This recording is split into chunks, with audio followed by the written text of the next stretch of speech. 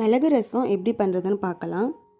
சுடுதண்ணியில் ஒரு நெல்லிக்காய் சைஸ் புளி எடுத்துக்கோங்க. ஒரு தக்காளியை 4ஆக கட் பண்ணி சேர்த்துருக்கேன். கொஞ்சம் உப்பு போட்டு ஒரு 2 மினிட்ஸ்க்கு நல்லா கொதிக்க விடுங்க. ஆறுனதுக்கு அப்புறமா தக்காளியை தனியாக எடுத்து வச்சுட்டு புளியை மட்டும் நல்லா கரைச்சி வச்சுக்கோங்க.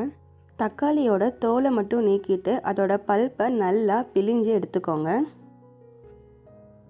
ஒரு மிக்சர் ஜாரில் மல்லி, மிளகு, பூண்டு, சீரகம், கருவேப்பில், பெருங்காயம் சேர்த்து நல்லா கொரன்னு அரைச்சி எடுத்துக்கோங்க. தண்ணி சேர்க்காம லைட்டாக கொரன்னு அரைச்சி எடுத்துக்கோங்க. ஒரு கடாயில் எண்ணெய் ஊற்றிட்டு எண்ணெய் சூடானதோடனே கடுகு சேர்த்துக்கோங்க.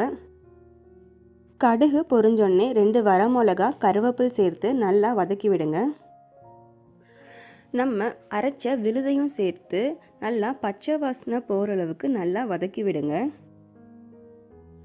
கொஞ்சம் மஞ்சத்தூள் சேர்த்து நல்லா வதக்கி விடுங்க.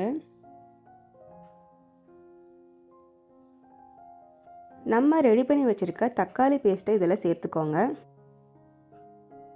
எண்ணெய் பிரிஞ்சு வர்ற வரைக்கும் இதை நல்லா வதக்கிக்கோங்க.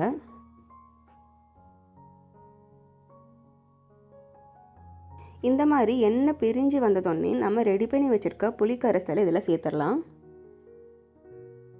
கூட கொஞ்சம் தண்ணி ஆட் பண்ணிக்கோங்க.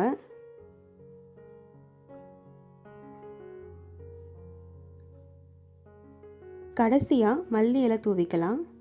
ரசம் கொதிக்கக்கூடாது. இந்த மாதிரி ஸ்டேஜில் வரும்போது இறக்கி வச்சுருங்க. நம்ம மிளகு ரசம் ரெடி ஆயிடுச்சு. செஞ்சு பார்த்துட்டு எப்படி இருக்குன்னு கமெண்ட் பண்ணுங்கள்.